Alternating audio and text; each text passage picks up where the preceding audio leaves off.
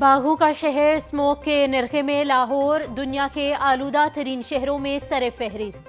مجموعی اوسط air quality index 297 تک جا پہنچا۔ برکی روڈ سب سے زیادہ آلودہ ترین علاقہ قرار، 700 AQI ریکارڈ۔ گلبرگ میں AQI 400، ٹاؤن شپ 382 ریکارڈ کیا گیا۔ طبی ماہرین کی شہریوں کو ماسک کا استعمال یقینی بنانے کی ہدایت۔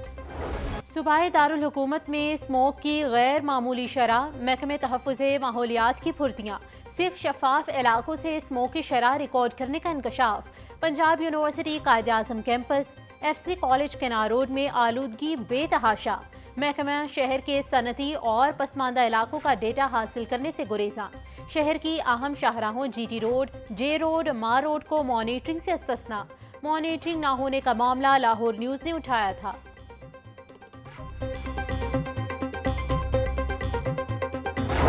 پنجاب کو چینی کا 64% برآمدی کوٹا ملے گا۔ 5 لاکھ میٹرک ٹن چینی برآمد کی جائے گی۔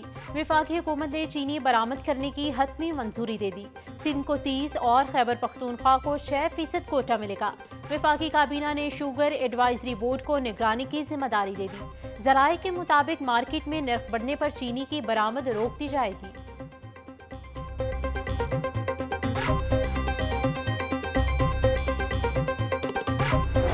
وزیر اعلیٰ پنجاب مریم نواز کا پنجاب دھی رانی پروگرام شروع۔ نئے جوڑوں کو ATM کے ذریعے 1 لاکھ روپے سلامی دی جائے گی۔ ہر جوڑے کے 20 مہمانوں کو کھانا بھی پیش کیا جائے گا۔ جوڑے کو ضروری فرنیچر، برتن، کپڑے اور دیگر روزمرہ استعمال کی اشیاء کا تحفہ دیا جائے گا۔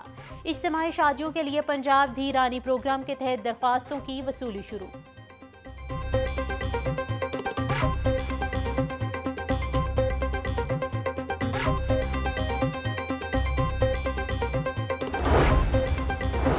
اپنی چھت اپنا گھر پروگرام کے تحت پنجاب بھر میں تعمیرات کا آغاز۔ پہلی قسط حاصل کرنے والوں نے اپنے گھروں کی تعمیر شروع کر دی۔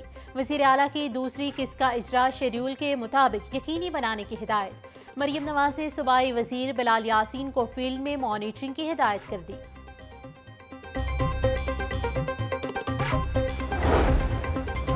پنجاب حکومت نے دفعہ 144 کے نفاذ کا اختیار ڈپٹی کمشنرز کو دے دیا۔ پنجاب اسمبلی سے مسودہ قانون کی منظوری کے بعد گزٹ نوٹیفیکیشن جاری۔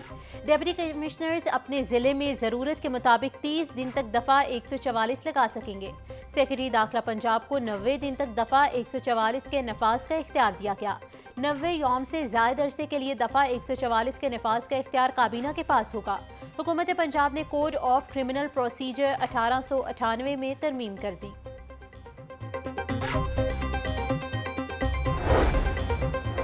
تحریک انصاف آئینی ترمیم کی آڑ میں NRO لینا چاہتی ہے۔ PTI کی خواہش ہے کہ ملک میں افراتفری رہے۔ رہنما پیپلز پارٹی حسن مرتضیٰ کی پریس کانفرنس، کہا کہ 26ویں آئینی ترمیم سے آئین کو مضبوط کیا گیا۔ بلاول بھٹو نے پارلیمان کی بالادستی سے ذاتی مفادات کو بالائے طاق رکھا۔ ذوالفقار علی بھٹو کو 45 سال بعد انصاف ملا۔ پیپلز پارٹی افواج پاکستان اور اداروں کے ساتھ کھڑی ہے۔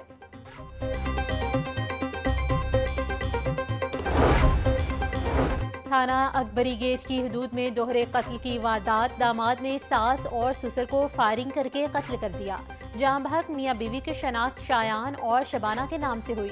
مرکزی ملزم واقعے کے بعد فرار، مقدمہ درج۔ FIR کے مطابق ملزم فیصل بیوی سے ناراضی پر صلح کرنے گھر آیا تھا۔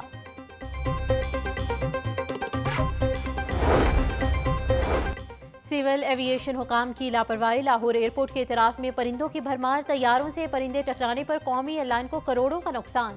اس سال جنوری سے ستمبر تک PIA کے طیاروں سے پرندے ٹکرانے کے 83 واقعات رپورٹ ہوئے۔ مسافروں کی زندگیاں بھی داؤ پر لگ گئیں۔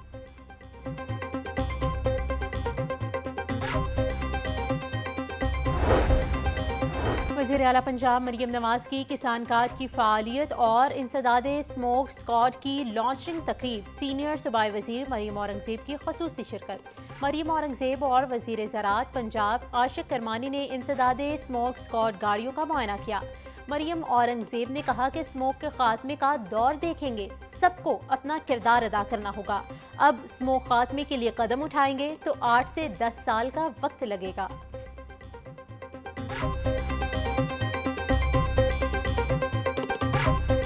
آج جو کسان کارڈ کے ساتھ ساتھ وزیر اعلیٰ پنجاب کا جو اینٹی اسموگ میٹیگیشن پلان ہے، ان کا جو ویژن ہے کہ اسموگ کو نہ صرف ختم کرنا ہے لاہور کے اور پنجاب کے شہریوں کے ساتھ مل کے، بلکہ اپنے ماحول کو پاک کرنا ہے، جو گرین پنجاب کا ان کا ویژن ہے۔ وزیر اعلیٰ پنجاب نے آتے ہی اسموگ کے خلاف اعلان جنگ کیا، پہلی دفعہ سیکٹورل پالیسی کہ تمام سیکٹرز کو، تمام ڈپارٹمنٹس کو اکٹھا کر کے ایک ویژن دیا۔ پنجاب میں ڈینگی کے ڈنگ تیز، 24 گھنٹوں میں مزید 80 افراد شکار، راولپنڈی سے 74، لاہور سے 3 کیس رپورٹ، اٹک، چکوال اور ساہیوال سے ایک کیس رپورٹ، ایک ہفتے میں 838، رواں سال اب تک 4297 ڈینگی کے کیسز رپورٹ ہوئے۔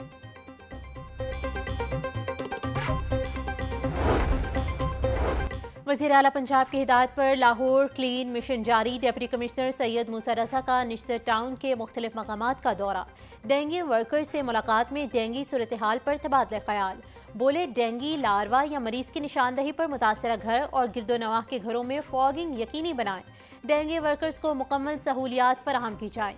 سید موسیٰ رضا ہارون پارک میں صفائی کے ناقص انتظامات پر برہم، صفائی ستھرائی کے لیے مؤثر اقدامات کی ہدایت جاری۔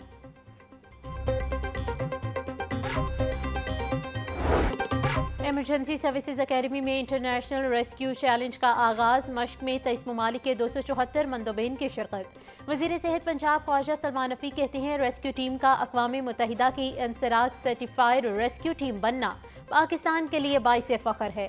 اس طرح کے ایونٹس عالمی سطح پر پروفیشنل ٹیموں میں پیشہ ورانہ صلاحیتیں بڑھانے میں ہمیشہ مددگار ثابت ہوتے ہیں۔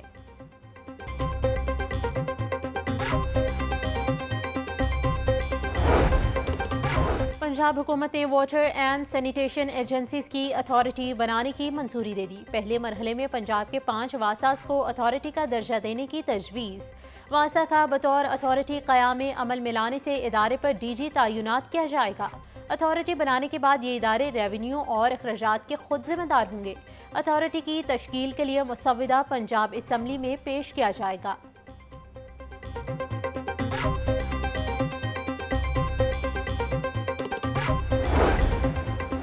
بارشی پانی کو محفوظ بنانے کے لیے مزید 8 واٹر ٹینکس کی تعمیر کا منصوبہ، رواں ماہ ہی ٹینڈرز طلب کیے جانے کا امکان۔ پنجاب حکومت نے بجٹ میں واٹر ٹینکس کی تعمیر کا منصوبہ شامل کیا ہے۔ واسا کا شعبہ کنسٹرکشن واٹر ٹینکس کی تعمیر کا کام کرے گا۔ ڈریم پارک راوی روڈ واٹر ٹینک کی تعمیر کے لیے 58 کروڑ 90 لاکھ روپے، بی بلاک تاجپورہ واٹر ٹینک کے لیے 1 ارب 12 کروڑ 50 لاکھ روپے کا تخمینہ منظور۔ ریلوے اسٹیشن، کوپر روڈ اور وارث روڈ پر واٹر ٹینکس بنانے کے لیے بھی فنڈز منظور۔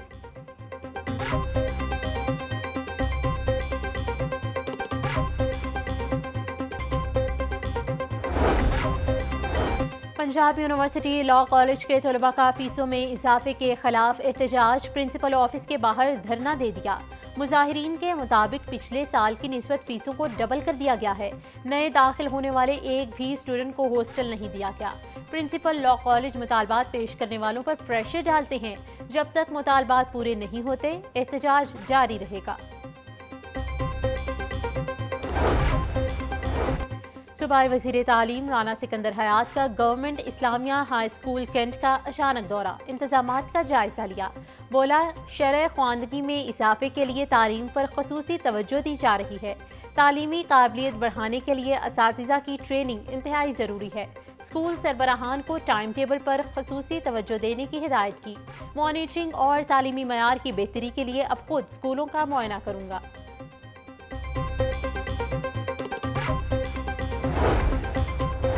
محکمہ اسکول ایجوکیشن کی سستی، ایجوکیشن اتھارٹیز میں افسران کی تقرریاں التوا کا شکار۔ صوبے کی 36 ایجوکیشن اتھارٹیز میں نئے سی ای اوز تعینات ہونے ہیں۔ قائد اکیڈمی فار ایجوکیشنل ڈیولپمنٹ سے ٹریننگ کے بعد امیدوار تعیناتی کی منتظر۔